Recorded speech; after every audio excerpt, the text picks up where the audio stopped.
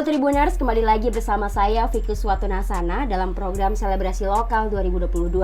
Nah Tribuners, event sepak bola terbesar akan berlangsung besok nih Tribuners. Kali ini kita akan membahas prediksi pertandingan Iran versus Inggris yang akan digelar pada tanggal 21 November bersama narasumber kita hari ini, Bung Dimas. Halo Bung Dimas. Halo Vicky. Gimana nih kabarnya? Alhamdulillah sehat. Logatnya jadi gitu ya? Iya, karena ngebela Iran. Selain Bung Dimas, kita juga hadir Mas Al. Halo Mas Al, gimana nih kabarnya? Halo, sehat. Alhamdulillah sehat. Alhamdulillah. Oke, Bung Dimas, ini kalau melihat Iran versus Inggris nih, kira-kira menjagokan siapa nih? Iya sudah pasti Iran. Karena saya di sini disuruh Iran. Iya sebenarnya peta kekuatannya jelas Inggris bagus, tapi Iran juga jangan dibilang jelek gitu. Dia bisa masuk Piala Dunia itu udah sesuatu prestasi. Dia bahkan menang di nanti saya lihat dulu ya. Saya rada-rada lupa ini.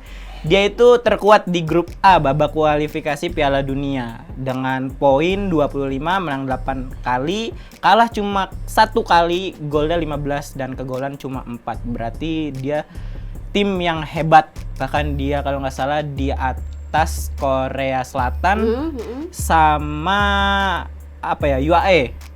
Jadi dia menang di atas Korea Selatan. Sedangkan kan Korea Selatan juga bagus gitu. Sedangkan dia bisa menjuarai grup itu udah termasuknya top sekali gitu. Top sekali. Iya. Nah, gimana nih Mas Al nih? Iya. Top sekali katanya. Ya, untuk kepercayaan diri cukup bagus untuk Bung Dimas menjagokan Iran di grup B ini, dan memang Inggris sepertinya memang menjadi tim yang bisa difavoritkan menjadi juara di Piala Dunia edisi ini, mengingat kedalaman skuad yang dimiliki Inggris juga cukup mewah lah. Cukup mewah karena diisi dengan pemain-pemain yang memang berkompetisi baik di Inggris maupun di liga-liga top Eropa lainnya. Seperti itu. Dari adanya pemain cukup mewah nih, gimana nih dari Iran nih? Mewah tapi backnya Harry Maguire, ya Allah, itu mewahnya dari mana? Saya bingung kalau misalnya dibilang mewah, tapi kedalaman skuad belakangnya tuh kurang baik menurut saya ya. Sedangkan Harry Maguire juga kalau di klub kan udah tidak menjadi pilihan utama ya kan. Siapa pelatih MU? Ten Hag ya. Ten Hag. Iya betul. Jadi dia udah nggak jadi pemilihan pemain utama, diganti Martinez kalau nggak salah. Tapi dibawa pelatih Inggris buat mengarungi Piala Dunia Qatar, itu menurut saya mau gimana ya ngomongnya gitu ya kan. Aneh ya kan. Kalau misalnya kalian tahu meme gitu Harry Maguire, iya Allah, berarti dia tuh kurang baik lah. Makanya agak lelucon aja gitu ya buat Inggris ngebawa Maguire. Jadi kedalamannya di mana gitu. Siap. Kedalamannya di mana tuh gitu. Iya. Apalagi ditambahkan ini back andalanya yang dari Manchester City nih, Kyle Walker ini kan absen nih. Gimana tuh Inggris? Ya. Pasti Gareth Southgate memiliki penilaian sendiri yang nggak kita ketahui ya. Terlepas kontroversinya, memang banyak mempertanyakan kenapa Lord Harry Maguire dipanggil kembali ke timnas Inggris, ke skuad Three Lions untuk membela Inggris di Piala Dunia ini. Tapi yang perlu diingat adalah pemain bertahan itu tidak hanya Harry Maguire seperti itu. Ada pemain-pemain lainnya seperti Alexander Arnold dan yang lain-lainnya. Dan justru dengan hadirnya Harry Maguire ini di skuad timnas Inggris merecehkan tim-tim lain gitu. Karena fokusnya hanya menjela dari Harry Maguire, jadi tidak fokus kepada tim permainan seperti itu. Mungkin ada eksplisitnya seperti itu. Mas gimana nih? Enggak, Inggris itu kan sebenarnya emang kalau kita lihat dari babak kualifikasi dia bagus-bagus memang belakangnya. Cuma karena ini pertengahan musim, terus banyak juga seperti kayak back Chelsea nggak ikut juga. Kalau nggak salah dia wing kanannya nggak ikut kan. Reece James nggak ikut. Terus banyak juga yang cedera. Jadi kemungkinan besar Inggris tuh agak merosot dikit lah, karena memang backnya kurang mumpuni. Memang lini depannya bagus, tapi lini depan Iran juga lumayan moncer ya. Dia ada pemain, dia Harry Maguire ya tadi. Harry Maguire pasti kalah sama Sardar Azmoun. You know Sardar Azmoun? Yeah, I don't know yet. Yeah, ini namanya Sardar Azmoun. Itu dia main di Leverkusen. Bayer Leverkusen, iya. Iya, jadi main di Liga Petani. Meskipun main di Liga Petani, tapi dia udah main di Liga Champion juga. Jadi punya kepercayaan diri yang lumayan bagus lah. Dan gak hanya itu, dia juga banyak pemain-pemain yang main di Eropa ya. Nggak cuma main di Al Hilal dan lain-lain, enggak. Tapi dia ada pemain Wolves kalau nggak salah, ada namanya ada juga yang main di Porto, Mehdi Temeri mainnya di Porto. Terus ada juga Saman Ghoddos mainnya di Brentford, itu di Liga Inggris. Jadi kemungkinan orang-orang yang main di Liga Inggris pasti wah tahu lah Harry Kane kayak gimana. Terus apalagi siapa lagi, Bellingham kayak gimana, kan mainnya satu liga gitu. Jadi kemungkinan besar peta kekuatannya masih tertakar lah. Apalagi Iran itu mainnya di Qatar. Tuh. Masih satu rumpun, mau panas mau dingin. Sikat. Masih disikat pasti ya kan. Pasti banyak juga orang-orang Iran yang datang mendukung, apalagi lawan Inggris ya kan. Di sana pasti pemain-pemain bakal termotivasi lah lebih gitu, karena Iran sama Qatar itu paling dari Jakarta ke Tangerang lah.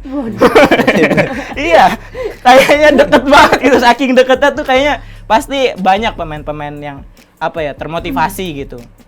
Dan Iran juga nggak mungkin pengen di cuma di grup doang gitu, sedangkan ya Iran the best lah. Siap. Mas Al gimana nih nanggepin tingkat kepercayaan dirinya di Iran nih? Ya, kalau untuk kepercayaan diri memang kita harus akui memang Bung Dimas luar biasa.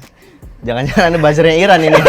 Seperti apa? Waduh, buzzernya Iran. Ya, untuk bicara pemain-pemain dari tim nasional Inggris ya yang sudah saya katakan tadi memang cukup mumpuni. Dari Harry Kane, bisa dilihat juga ini Harry Kane sendirian badannya lebih besar dibanding dua pemain Iran gitu. Itu hanya sekedar foto. Harry Kane tuh kalau misalnya menurut saya ya, kalau di negara tuh dia kurang bagus.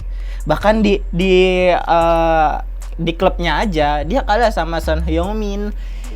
Malah dia jadi Harry Kane kan sama Son itu kan satu klub kan. Iya. Dan si Son ini sebenarnya kan second striker.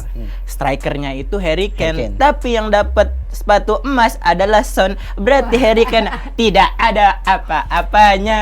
Harry Kane tidak ada apa-apanya nih Mas Al nih. Kasih paham dulu dong sama Bung Dimas nih.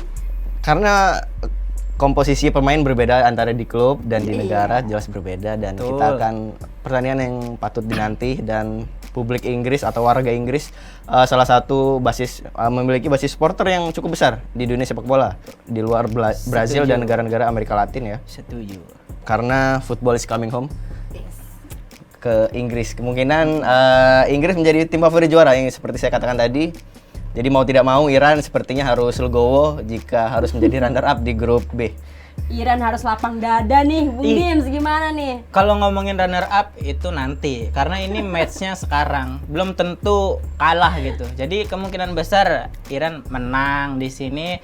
Kalau misalnya nanti Inggris kalah lawan yang lain ya, atau menangnya lawan yang lain terus jadi peringkat pertama ya it's okay. Tapi yang harus dipungkiri Iran harus menang di match ini tingkat pertama. Kepercayaannya Iran nih kayaknya lumayan gitu. Iya, apa sih keunggulan Iran ini? Betul. Karena memang Iran itu kan yang saya bilang tadi ya, kan di sini mainnya di Qatar. Terus dia istilahnya masih satu rumpun lah gitu sama Qatar. Jadi kemungkinan besar meskipun stadionnya dikasih AC gitu, tapi ya sudah beradaptasi ya dengan iklim gitu kan. Jadi mau di padang pasir pun mungkin dia mainnya masih bagus gitu. Terus pelatih Iran ini juga kan namanya Carlos Queiroz. Rekornya di timnas Iran itu dari 100 laga berhasil meraih 60 kemenangan.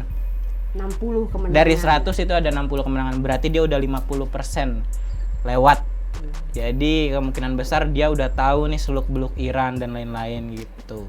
Jadi ya kita tunggu aja, Iran bakal ngelibas yang football coming home. Ini coming Qatar, bukan coming home, bukan main di Inggris. Jadi Qatar ya perlu diapresiasi gitu, kepercayaan dirinya perlu diapresiasi karena memang Mungkin kalau bisa saya kasih saran, mungkin Iran memang harusnya lebih fokus ke dua negara lainnya, jangan ke Inggris, karena Inggris seperti memang sudah cukup menjadi raksasa dan nama itu sudah ditulis di 16 besar itu, Inggris. Seperti itu. Siap. Mengingat siap. Gareth Southgate juga melatih Inggris sudah cukup lama dari level junior dan kemudian di senior juga sudah cukup lama. Jadi seluk-beluknya dan kenapa Harry Maguire bisa dipanggil kembali itu jelas sudah dalam pertimbangan-pertimbangan dari pelatih Gareth Southgate. Ya tapi sebenarnya kan itu Harry Maguire itu kan kayak nggak apa ya, banyak setahu saya di Italia juga ada kayak Fikayo Tomori yang banyak perbincangan banget di luar sana, bahkan Rio Ferdinand yang notabene legenda Inggris, John Terry yang notabene Liga Inggris tuh itu kayak kok manggilnya Harry Maguire padahal ada di liga-liga bukan selain Inggris ya, karena mainnya di Inggris ini dia nih. Kan kebanyakan pemain Inggris itu memang mainnya di Inggris ya yang dipanggil. Tapi kayak Fikayo Tomori yang menurut saya lebih cocok dibanding Harry Maguire. Menurut saya pribadi ya, karena memang di luar juga banyak perdebatan. Mungkin karena memang justru poin lebih Harry Maguire mungkin di situ karena memang dia berkiprah di sepak bola mulai dari liga-liga Inggris dan tidak pernah keluar dari zona nyaman liga Inggris. Itu berarti titipan Pemda Inggris itu. Pemda Inggris menitipkan Harry Maguire buat main di Qatar gitu. Sedangkan Fikayo Tomori Italia, jadi jauh banget gitu. Iya. Titipan Pemda Inggris nih gimana nih? Ya mungkin di belakang itu kita nggak tahu ya. Harry Maguire sebenarnya titipan Pemda atau titipan si orang dalam di skuad Three Lions. Tapi yang perlu diingat adalah Harry Maguire ini sosok walaupun jarang dimainkan dia berperan sebagai kapten di Manchester United. Justru itu. Dan bagaimana bisa kapten bisa acak-acakan itu nanti Inggris bahaya. Tapi tadi kan Mas Al bilang nih Inggris itu tim raksasa nih. Berarti kan Iran bekerja keras banget nih melawan Inggrisnya nggak, Mas Al? Tentu harus bekerja keras karena memang seperti saya katakan tadi memang sebaiknya Iran fokus kepada Wales dan USA di fase grup ini. Raksasanya dia nggak seraksasa di Eropa. Kalau Iran itu raksasa di Asia. Buktinya dia ngalahin Korea Selatan, UAE. Dia peringkat pertama loh. Jadi sudahlah. Tidak usah dibahas gitu kalau gitu ya. Jadi raksasaan mana gitu. Ini benua Asia tuh udah jelas nih Iran gitu loh. Siap. Iran banget saya itu.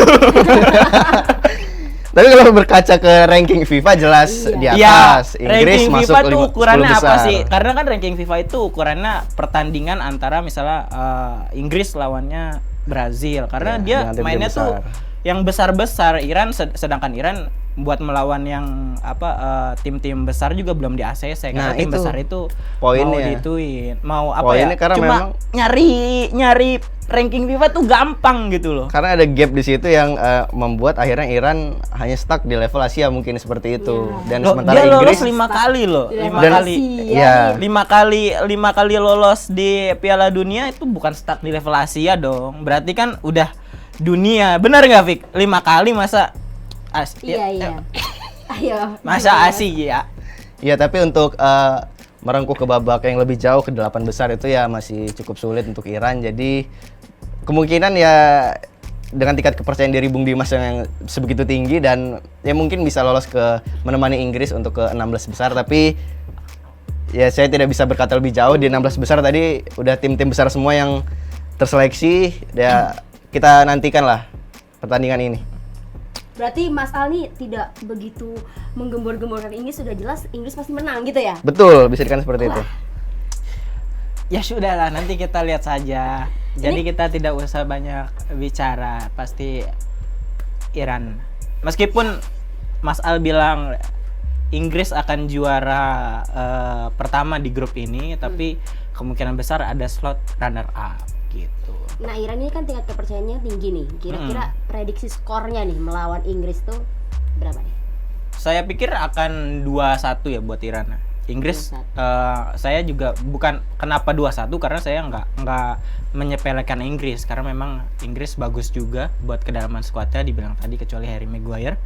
Tapi ya bisa lah 1 gol gitu yang saya bilang tadi. Iran akan percaya diri main di Qatar karena cuma dari Jakarta ke Tangerang, why not gitu.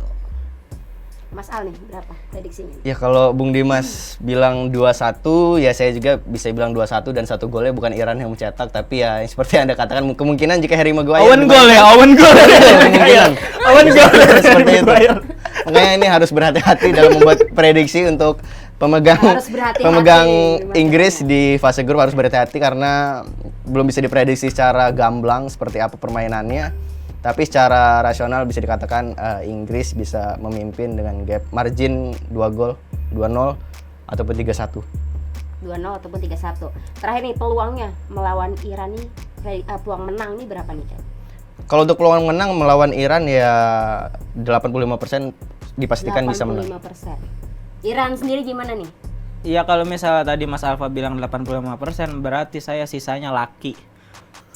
Keberuntungan gitu. Jadi kalau saya bilang ya bukannya mengecilkan Inggris, tapi saya yakin Iran bisa fighting di lawan Inggris. Itu kan tim besar lah di grupnya.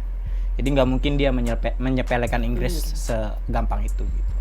Oke, Tribuners, demikian prediksi dari Mas Al dan juga Bung Dimas. Terima kasih Mas Al dan Bung Dimas sudah hadir dalam Sama-sama, program Vicky. Selebrasi Lokal 2022. Tribuners, terima kasih juga sudah menyaksikan. Kalian jagoin siapa nih Tribuners nih? Iran atau Inggris nih kira-kira? Jangan lupa tulis di kolom komentar ya. Saya Vicky Suatunasana pamit undur diri dan jangan lupa terus saksikan Selebrasi Lokal 2022. Jangan lupa subscribe ya.